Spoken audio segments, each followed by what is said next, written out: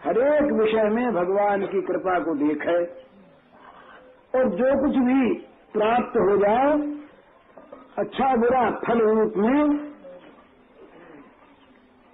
उसको ग्रहण करता रहे, भोगता रहे निर्विकार मन से भगवान की कृपा समझकर, और प्रेम पूर्ण हृदय गदगद वाणी और पुलकित शरीर से अपने आप को भगवत चरणों में अर्पण करता रहे। इस प्रकार का जिसका जीवन होता है मुक्ति तो उसको दाएं भाग में मिल जाती है।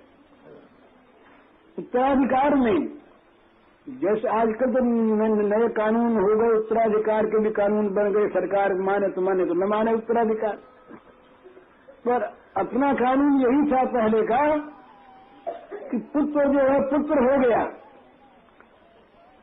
अब उसके लिए वो कोई डेथ ड्यूटी की कोई आवश्यकता नहीं है, पुत्र हो गया बस उत्तराधिकारी हो गया। अमुक का पुत्र तो उसका उत्तराधिकारी, उसका जो कुछ है उसका सत्वाधिकार उस पुत्र को होगा अपने आप। तो ये कहते हैं कि ये मुक्ति जो है ना ये आपका धन है, भगवान का धन मुक्ति है।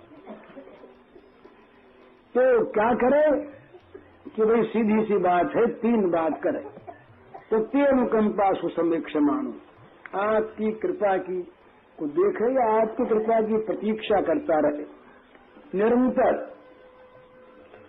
वो ब्रह्मा जी ने सोचा अपने मन में, बड़ी सुंदर बात सोची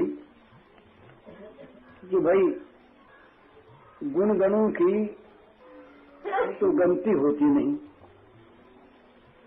तो वो कौन कर सकता है, प्रेमियों को तो आवश्यकता नहीं और लोग कर सकते नहीं, तो गुण गणों की गलती की तो आवश्यकता नहीं, पर एक काम हो जाए तो तुम्हारी अहेतु की कृपा पर विश्वास हो जाए, चाहे वो सुख संपत्ति के रूप में आवे और चाहे दुख दारिद्र्य के रूप में आवे,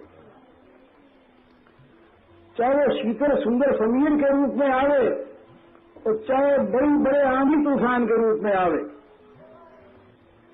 बस सर्वत्र सदा सब अवस्थाओं में कृपा की वो अजस्र निर्मल धारा ये बह रही है, इस प्रकार से दिखाई दे और उस अनुकंपा की प्रतीक्षा जागृत हो जाए कि बस प्रभु की कृपा ही मेरा सर्वस्व है।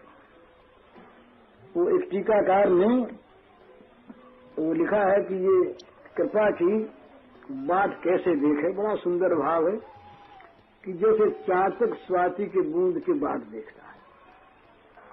चातक एक पेड़ पे जा बैठा, पपीहा पेड़ पे जा बैठा तो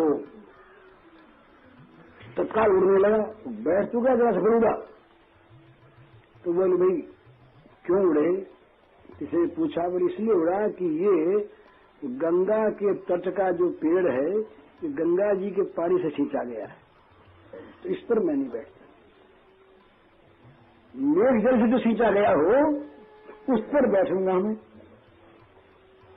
पपिया उड़ रहा था, मौत आ गई तो नीचे गंगा जी बह रही थी तो गिर पड़ा उसमें, तो पक्षी मरता है तो स्वाभाविक उसकी चोंच ऊपर को हो जाती है ना, लेकिन प्रेमियों ने देखा इसको और अपने भाव से बड़ा सुंदर कि कहीं गंगा जल हमारे मुंह में प्रवेश न कर जाए, गंगा जी की बूंद, नहीं तो वो चातक की पपिये की जो प्रेम की टेक है वो टूट जाएगी ना। गंगा जल तो लोग तो कहते हैं भाई मरते हुए के मुंह में गंगा जल डालो, और ये गंगा जल में पड़ा हुआ चातक भी गंगा जल से परहेज करता है, बोले ये नहीं चाहिए, इसको चोंच को खा ली उसने कि हमारे चोंच में कहीं गंगा जल की बिंदु प्रवेश न कर जाए।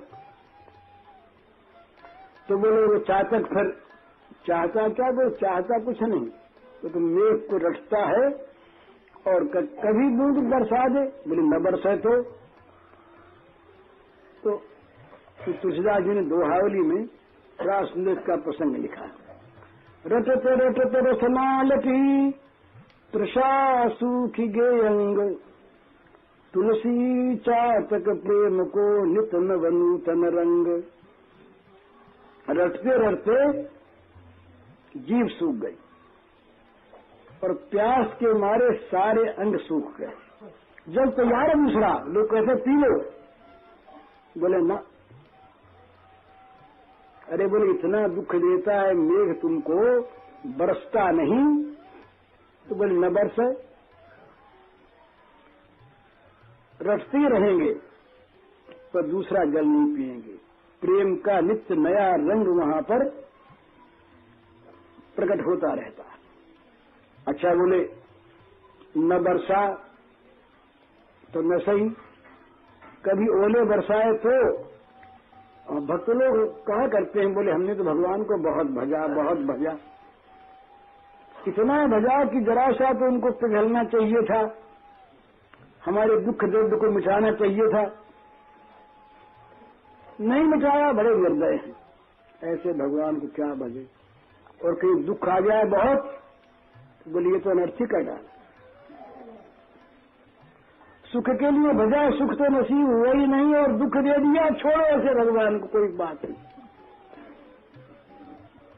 चातक के सामने प्रश्न आया, ओले बरसे और बड़े बड़े पत्थर बरसे भारी भारी और उसकी पांखें टूट गई। तो किसी ने कहा, चातक अब तो छोड़ अपनी इस मोह को, मेघ मेघ मेघ मेघ रटता है तो देखते ही पांखें तोड़ दी। वो चातक ने कहा कि नहीं नहीं, पांखें तोड़ दी